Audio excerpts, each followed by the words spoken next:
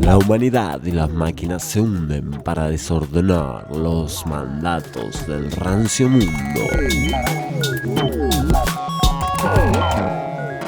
Las máquinas hablan a través de los humanos. Estos relatos son una compleja mezcla de ceros y unos.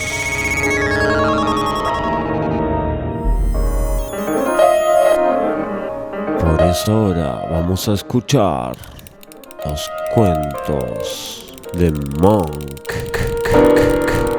una inteligencia artificial que básicamente no sabe lo que dice. Hoy les presentamos Radiofrecuencia Telepática. Había una vez un programa de radio llamado Curiosa Falopa. Era un programa que prometía una experiencia única y fuera de lo común para aquellos que decidieran sintonizarlo. Se decía que las frecuencias emitidas por la radio tenían la capacidad de alterar las ondas cerebrales de las personas que la escuchaban, generando estados de alucinación y permitiéndoles hablar telepáticamente con otras personas que compartían conexión desde su computadora. En el pueblo nadie quiso probarlo, porque claro, el pueblo es así, sectario, ¿de qué otra manera si no pues? Desde una ciudad alejada, un joven llamado M94 se enteró del programa por unos amigos y sin pensarlo mucho decidió probarlo. Llegaron a las 12 y se puso los auriculares. Al principio no notó ningún efecto especial. Escuchaba un mediocre programa que hablaba sobre los desechos químicos con los que las empresas riegan el mar en una pequeña ciudad al sur del planeta Tierra. Pero a medida que la frecuencia se hacía más intensa, comenzó a sentir un extraño cosquilleo en su cabeza. Un ruido extraño, metálico, se movía de un lado a otro. De repente, M94 comenzó a escuchar voces extrañas en su mente, hablando con él desde lugares lejanos. Se dio cuenta de que eran las voces de otras personas que estaban escuchando el programa de radio y que estaban hablando con él telepáticamente. M94 se sintió excitado por la experiencia.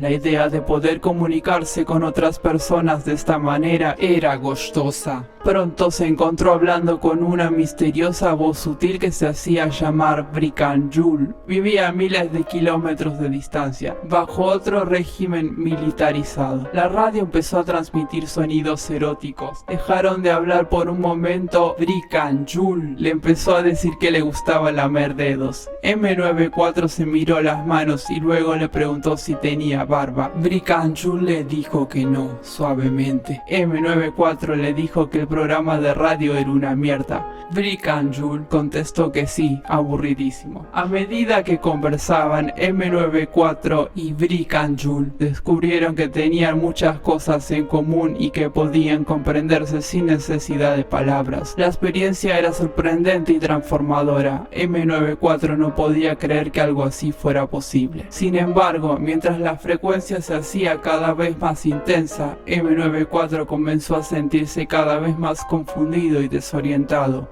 Las voces y las alucinaciones se hacían más intensas y abrumadoras. Empezó a hablar en armenio y repitió 3 veces la palabra Lesmeshun. Rompió un vaso, amenazó de muerte a su compañero de cuarto en el hostel.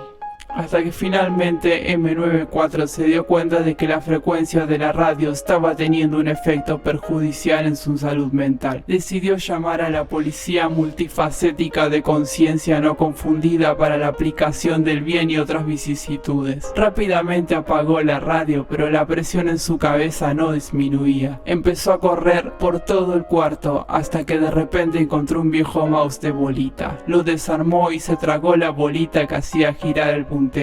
Automáticamente se sintió aliviado, la presión en su cabeza desaparecía. A partir de ese momento, M94 decidió no volver a escuchar el programa de radio llamado La Curiosa Falopa, pero ya era muy tarde. Lo que había pensado, lo que había sentido no se olvidaría fácilmente.